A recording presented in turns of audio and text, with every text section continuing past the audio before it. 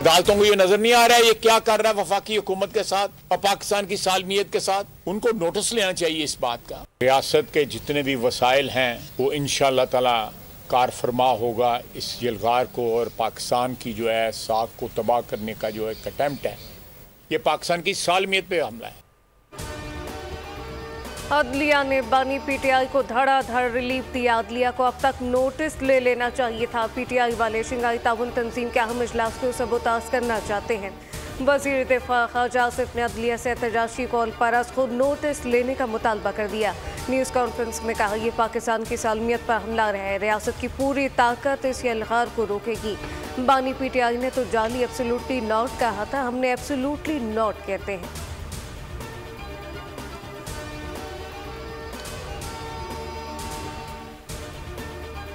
पंद्रह को अगर एहतजाज आप डी चौक पे करेंगे तो उसका क्या बयान होगा? क्या डी चौक के एहतजाज से इमरान खान आजाद हो जाएंगे? क्या डी चौक के एहतजाज से अगर हमारे पास मेंबर पूरे हो जाते हैं तो क्या वो जो आईनी तरमीम है वो खत्म हो जाएगी या आपके ब्लैकमेलिंग से खत्म हो जाएगी? नहीं।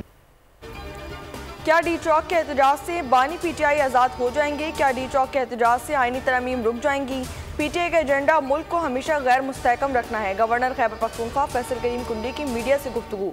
कहा कि पाकिस्तान में एससीओ कॉन्फ्रेंस होने जा रही है और पीटीआई ने 15 अक्टूबर को एहतजाज का ऐलान किया जो कि मुल्क दुश्मनी है। एससीओ कॉन्फ्रेंस में मुख्तलिफ ममालिक के सदर और वज़ीर आज़म आ रहे हैं।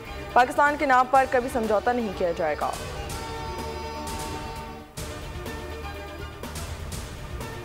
एग्जैक्टली 15 और 16 जो उस कॉन्फ्रेंस के डेज हैं उसके अंदर ये प्लान किया गया है कि इस्लामाबाद पे यलगार करनी है। एक ऐसी जमात जिसका एक ट्रैक रिकॉर्ड है कि उन्होंने सिर्फ इस मुल्क में फितना और फसाद बर्पा करना है। इतनी मेहनत के बाद पाकिस्तान में सालों बाद एक बहुत बड़ी कॉन्फ्रेंस एससीओ होने जा रही है।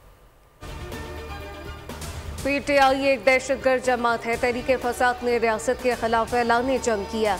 जवाब दिया जाएगा। एससीओ इजलास के मौके पर एक जमात फिर इस्लामाबाद पर यलगार को तैयार है। वज़ीर इत्तलात पंजाब अस्मा बुखारी की न्यूज़ कॉन्फ्रेंस कहा कि 2014 में धरनों से सीपैक 1 साल ताख़ीर का शिकार रहा। पंजाब के लोग इनके एहतजाज में दिलचस्पी नहीं रखते। पंजाब के अवाम ने इस जमात की एहतजाज की कॉल को मुस्तरद कर दिया।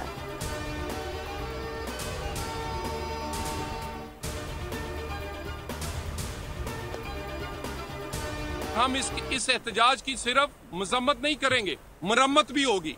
ये जमात सियासी जमात नहीं है। मैं मौलाना साहब से भी कहूंगा, मौलाना साहब को भी सख्त मौक़िफ़ लेना पड़ेगा ऐसे लोगों के खिलाफ जो सियासत नहीं कर रहे बल्कि रियासत को कमजोर कर रहे हैं। रियासत और रियासती अदारे ब्लैकमेल नहीं होंगे। शंघाई ताउन तंजीम समिट के दौरान एहतजाज की मजम्मत नहीं मरम्मत भी होगी। पाकिस्तान और इसके इदारों पर हमला करने वाली सियासी जमात नहीं हो सकती। 15 अक्टूबर को एहतजाज की कॉल से आप दुनिया को क्या दिखाना और बताना चाहते हैं? नून लीग रहनुमा तलाल चौधरी की न्यूज़ कॉन्फ्रेंस। कहा कि मौलाना साहब को सख्त मौक़िफ़ लेना पड़ेगा। आपको तकलीफ IMF डील से है या एससीओ इजलास होने से? एहतजाज के नाम पर धावा बोला जा रहा है। ये कौन सा एहतजाज है तो पाकिस्तान के खिलाफ है?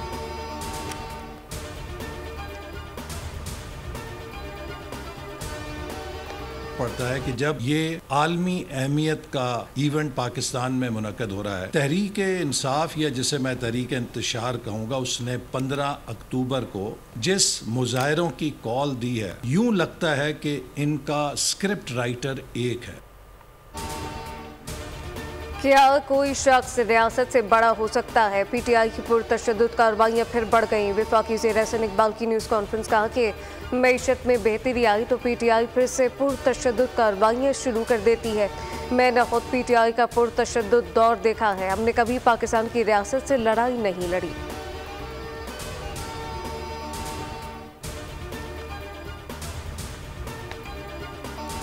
वज़ीर आज़म शहबाज शरीफ का इस्लामाबाद में शंघाई ताउन तंजीम के सरबराहान हुकूमत के इजलास के इंतजाम का जायजा लेने के लिए जिन्ना कन्वेंशन सेंटर का दौरा।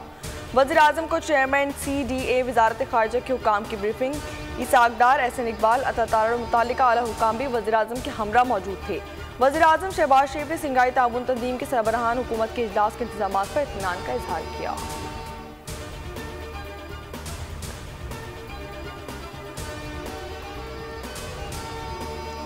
वफाकी आईनी अदालत का क़याम कायद-ए-आज़म का ख्वाब था। उन्होंने सबसे पहले वफाकी आईनी अदालत की तजवीज़ पेश की। पीपल्स पार्टी के चेयरमैन बिलावल भुट्टो ज़रदारी का ट्विटर पैगाम कहा कि कायद-ए-आज़म मोहम्मद अली जिन्ना ने पहली मरतबा वफाकी आईनी अदालत की तफसील 27 अक्टूबर 1931 को लंदन में मुनक्कदा गोलमेज़ कॉन्फ्रेंस में पेश की। उनकी और पीपी की पेश करदा तजवीज़ तकरीबन एक जैसी है। वफाकी आईनी अदालत का फैसला किसी अदालत में चैलेंज नहीं हो सकेगा। आईनी अदालत का चीफ जस्टिस सदर वजीर आजम की एडवाइस पर मुकर्रर किया जाएगा। आईनी तरमीम से मुतालिक हुकूमती मुजव्विदे के नुकात सामने आ गए। मुजव्विदा तरमीम के मुताबिक वफाकी आईनी अदालत चीफ जस्टिस समेत 7 अरकान पर मुश्तमिल होगी, जबकि चीफ जस्टिस और 2 सीनियर तरीन जजेस रुकन होंगे। आईनी अदालत के पहले चीफ जस्टिस और 3 सीनियर जजेस का तकर्रुर कमेटी की सिफारिश पर किया जाएगा। कमेटी में 4 अरकान पार्लियामेंट, वफाकी वज़ीर कानून और पाकिस्तान बार काउंसिल का नुमाइंदा शामिल होगा। दोनों ऐवानों से हुकूमत और अपोजिशन के 2 अरकान शामिल किए जाएंगे। वफाकी आईनी अदालत की चीफ जस्टिस की मुद्दत 3 साल और उम्र की बलाई हद 68 साल होगी।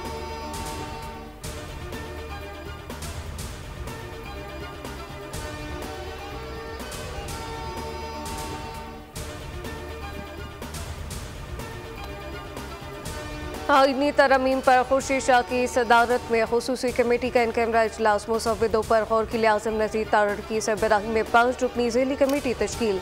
ज़ैली कमेटी खुसूसी कमेटी को रिपोर्ट देगी। ज़ैली कमेटी के इजलास में कोई भी शिरकत कर सकेगा। JUIFA ने अपना मुसव्विदा पेश किया। सुप्रीम कोर्ट और हाई कोर्ट में आईनी अदालत की जगह बेंच तश्कील देने की तजवीज़। सुप्रीम कोर्ट में चीफ जस्टिस समेत 5 सीनियर जजेस और हाई कोर्ट में चीफ जस्टिस समेत 3 सीनियर जजेस पर मुश्तमिल आईनी बेंच की तजवीज़। मुसव्विदे के मुताबिक आईनी बेंच को आईनी तनाज़ात या तशरीह का इख्तियार होगा।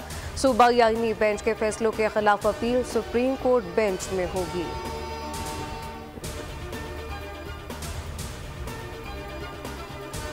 बारहा का पहली बात तो ये है कि ये जुडिशल कमीशन बनने से पहले ये सारी अपॉइंटमेंट्स जो हैं 1935 से लेके ऑनवर्ड, ये सारी अपॉइंटमेंट्स किसी ज़माने में गवर्नर जनरल, किसी ज़माने में सदर, किसी ज़माने में मार्शल लॉ एडमिनिस्ट्रेटर भी करते रहे हैं। और ये इख्तियार अमेरिका में कौन अपॉइंट करता है? सदर करता है और पार्लियामेंट की कमेटी इंटरव्यू करती है और एक लंबा प्रोसेस होता है।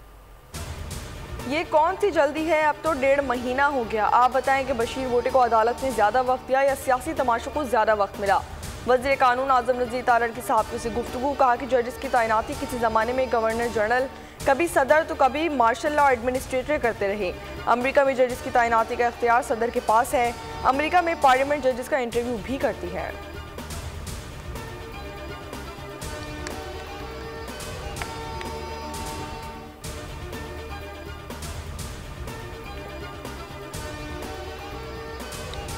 मुजव्विज़ आईनी तरमीम के खिलाफ दरख्वास्त पर समाअत के लिए 3 रुकनी बेंच तश्कील। चीफ जस्टिस काजी फैज़ ईसा की सरबराही में बेंच 17 अक्टूबर को समाअत करेगा।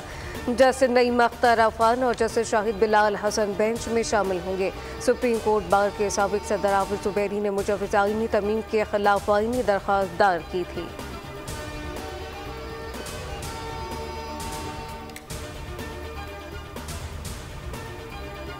आज इस पाकिस्तान का बच्चा बच्चा जानता है कि आधे से ज्यादा लोग जो इस मुल्क की कौमी असेंबली में बैठे हैं वो इलेक्शन हारे हुए। बात करना, एहतजाज करना, इसका हक आईन आपको देता है। जिस मुल्क में अवाम की राय का एहतराम नहीं होगा, जहां पर इलेक्शन चोरी होंगे, वो मुल्क तरक्की नहीं करेगा। ये लोग अपने मुल्क के दारुल हुकूमत पर हमला आवर हैं। बच्चा बच्चा जानता है कि सेनेट में बैठे लोग पैसे देकर आए हैं। क्या इन नाअहल करप्ट लोगों को असेंबली में बिछाकर मुल्क तरक्की कर सकता है? अवाम पाकिस्तान पार्टी के सदर शाहिद फकान अब्बासी की न्यूज़ कॉन्फ्रेंस। कहा कि आज इस मुल्क में नाअहल करप्ट आदमी को तहफ़्फ़ुज़ दिया जाता है। कोई एक हुकूमत बता दे जो अवाम की फलाह के लिए काम कर रही हो।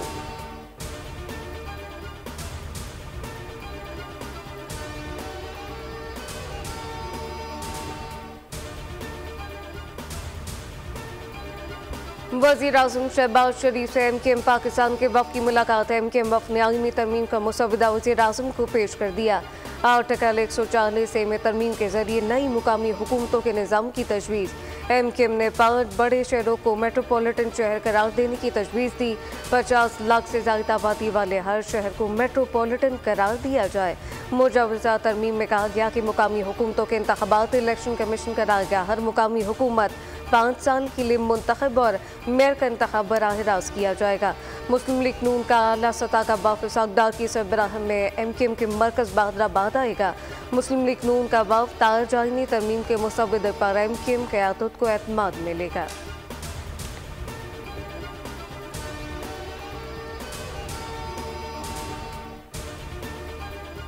हमेशा से ये अप्रोच है कि रियासत के लिए ये मसला नहीं है कि एक कोने से स्टार्ट करें और दूसरे कोने तक कोई मिलिट्री ऑपरेशन करें। मैं अक्सर कहता हूँ कि we don't need any military operation. देखिए, वफाक का मुकम्मल ताउन हमारे साथ है और जो एपेक्स कमेटी में डिसीजंस हुए थे जब ऑनरेबल प्राइम मिनिस्टर यहाँ तशरीफ लाए थे।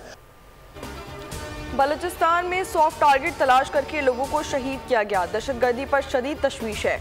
मुजम्मत का लफ्ज़ छोटा है। डिप्टी कमिश्नर जाकिर के कत्ल में मुलव्विस 6 हमलावरों को हलाक किया गया। वज़ीर आला बलूचिस्तान सरफराज बुगटी की मीडिया से गुफ्तगू, कहा कि बलूचिस्तान में 3000 से ज़ायद कारकुन काम कर रहे हैं। मेरे इस्तीफे से दहशतगर्दी रुक जाती है तो मैं देर नहीं करूँगा।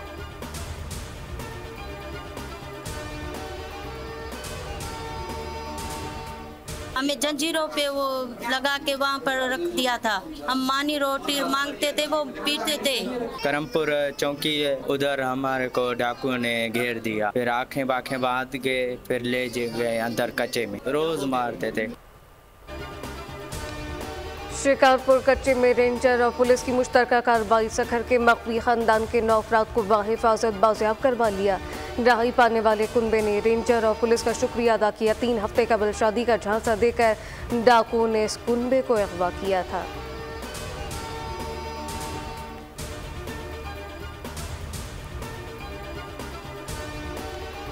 शहर कायद डाकुओं के रहमो करम पर डकैती मुजाहिमत पर कत्ल होने वालों की तादाद 101 हो गई। फरवरी में सबसे ज्यादा 20 जबकि मई में 2 अफराद कत्ल किए गए। कराची के जिला शर्की 25 अमवात के साथ सरे फहरिस्त। जिला गरबी में 22, कोरंगी में 17, वस्ती में 14, मलिर में 9, किमाड़ी में 8 और जनूबी में 4 अफराद डकैती मुजाहिमत पर कत्ल कर दिए गए।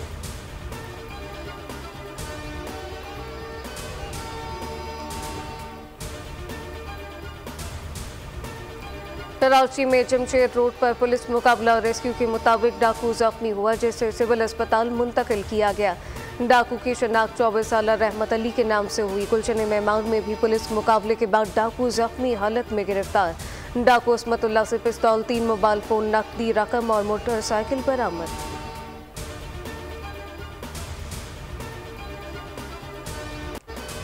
कराची के इलाके सुराब गोट के करीब लासी गोट में 3 रोज कबल लियारी नदी में डूबने वाले बच्चे का ताहाल सुराग ना मिल सका। एल इलाका और रेस्क्यू की टीमें सर्च ऑपरेशन जारी रखे हुए हैं। नदी में पानी के तेज बहाव और कचरे के ढेर के बायस बच्चे की तलाश में मुश्किलात का सामना।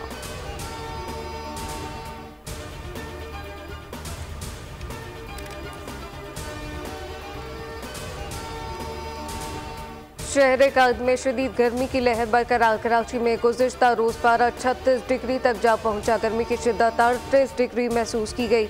हवा में नमी का तनासुब 30% रिकॉर्ड। महकमा मौसमियात के मुताबिक गर्मी की लहर जारी रहेगी।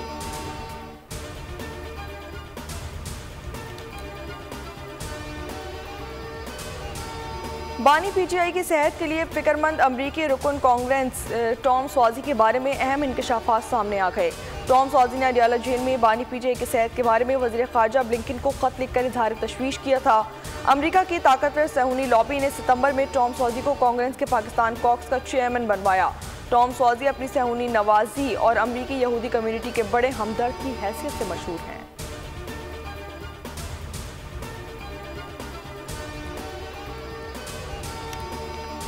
डेंगू, चिकनगुनिया और दीगर बीमारियों के बाद सिंध में खुन्नाक के मरीज भी तेजी से सामने आने लगे। महकमा सेहत सिंध ने 160 केसेस की तस्दीक कर दी।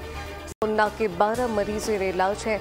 हैदराबाद में 13, कराची में 10, सक्खर में 2, शहीद बेनज़ीराबाद 2 और लाड़काना में 1 शख्स खुन्नाक के हाथों जान गंवा चुका। तिब्बी माहिर का कहना है कि ये बीमारी वैक्सीन से ख़त्म हो जाती है, तवज्जो देना होगी।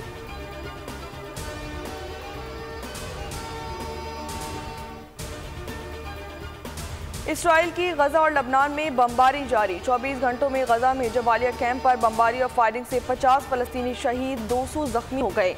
बैरूत पर भी बमबारी, 25 लबनानी शहीद, 40 जख्मी कर दिए गए। इसराइली सरहद के करीब अक़वाम मुत्तहिदा के अमन फोर्स के 5 एहलकार गोली लगने से जख्मी हो गए।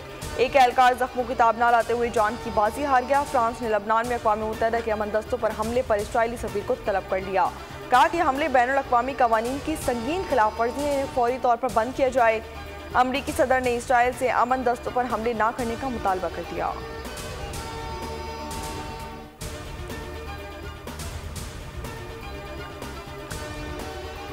कमला हैरिस की हिमायत न करना नाकाबिले कबूल है। बराक ओबामा की सियाफाम अमरीकी को सख्त वार्निंग। ओबामा कहते हैं कि सियाफाम कमला हैरिस को इसलिए वोट नहीं देना चाहते क्योंकि वो खातून है। डोनाल्ड ट्रंप ने एक रैली से खिताब में कहा कि कमला हैरिस को किसी सूरत सदर मुंतखब नहीं होने दिया जाएगा। अमरीका को अजीम बनाना है तो कमला को वोट नहीं देना।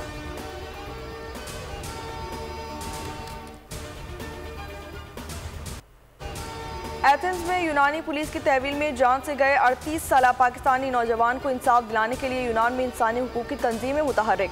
एथेंस में पुलिस स्टेशन के बाहर एहतजाजी मुजाहिरा। यूनान में गैर पार्लिमानी बाएं बाजू की तंजीमों, आमरीत मुखालिफ तंजीमों, नस्ल परस्ती और फाशिस्ट मुखालिफत इकदाम की तंजीमों, मजदूर यूनियन और तारकीन वतन कम्युनिटीज़ ने मुजाहिरे में हिस्सा लिया। मुजाहिरीन ने कातिल की गिरफ्तारी और सजाए मौत का मुतालबा कर दिया।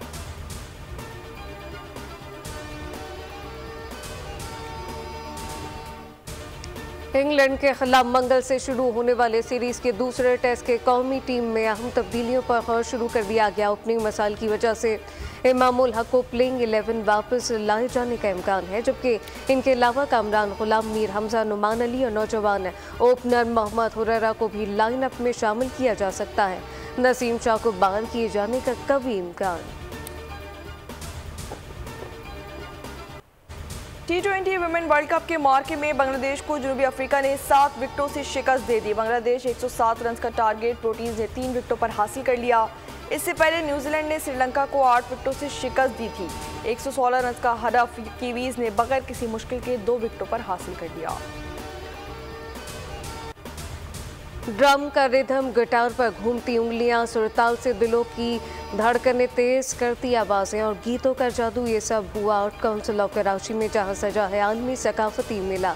फजल जट, फकीर जुल्फ़िकार और अब्दुल रहमान साजिद ने अपनी मशहूर कुन आवाज़ों का जादू दिखाया। स्पेन के फनकार भी मशरकी रंग में ढल गए। और आलमी शोहरत याफ्ता गुलकार और मौसीकार उस्ताद नुसरत फ़तेह अली खान की 76वीं सालगिरह आज मनाई जा रही है।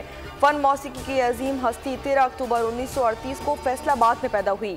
आलमी सतह पर जितनी शोहरत इन्हें मिली शायद ही किसी मौसीकार या गुलकार को मिली हो।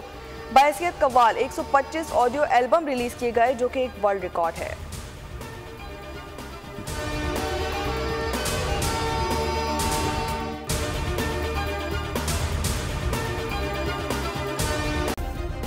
सब्सक्राइब करें और बेल दबाएं ताकि कोई खबर रह न जाए।